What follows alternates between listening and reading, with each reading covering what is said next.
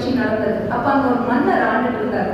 பெண்கள் எல்லாம் போராட்டம் பண்ண ஆரம்பிச்சாங்க. என்ன போராட்டம் அப்படின்னா, எங்களுக்கும் ஈக்குவல் சம்பளம் வேணும், எங்களுக்கும் ஈக்குவல் ரைட்ஸ் வேணும், உனக்கு எந்த விதத்திலையும் நான் குறைஞ்சவை இல்லை, நீ பார்க்குற அதே வேலையை தான் நானும் செய்யறேன், அப்ப எனக்கு ஏன் சம்பளம் குறைவா இருக்கு அப்படிங்கிறதுக்காக போராட்டம் நடத்தினாங்க.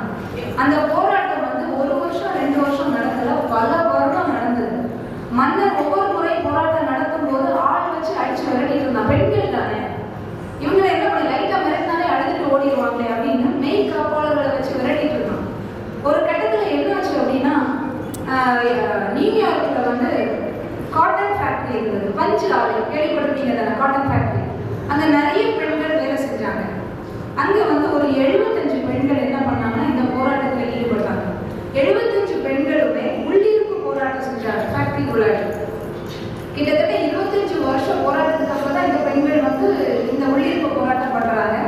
இந்த 75 பெண்களுக்கும் பல முறையில வந்து டார்ச்சர் கொடுத்து பார்த்தாங்க. எந்த விதத்துல இவங்க வந்து ஒத்து போகாததுனால அந்த 75 பெண்களையுமே அந்த ஃபேக்டரிக்குள்ளேயே காட்டனோட காட்டனா சேர்த்து எரிச்ச நாள். எரிச்சிட்டாங்க, 75 பொண்ணுங்களையும் எரிச்சிட்டாங்க. எரிச்ச உடனே எல்லா நாடுகள்லையுமே கிளர்ச்சி ஆரம்பிச்சது. பெண்களுக்கு சப்போர்ட்டா நிறைய ஆண்களும் வர ஆரம்பிச்சாங்க, ஒத்துழைப்பு கொடுத்தாங்க. போராட்டம் தீவிரமடைந்ததும் உலக மாநாடு கூட்டப்பட்டது.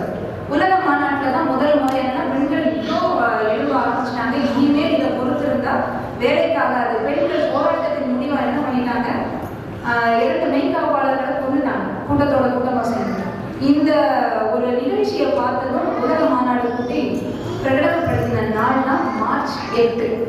இன்னைக்கு பெண்களுக்கு ஈக்குவல் ரைட்ஸ், ஈக்குவல் சம்பளம்.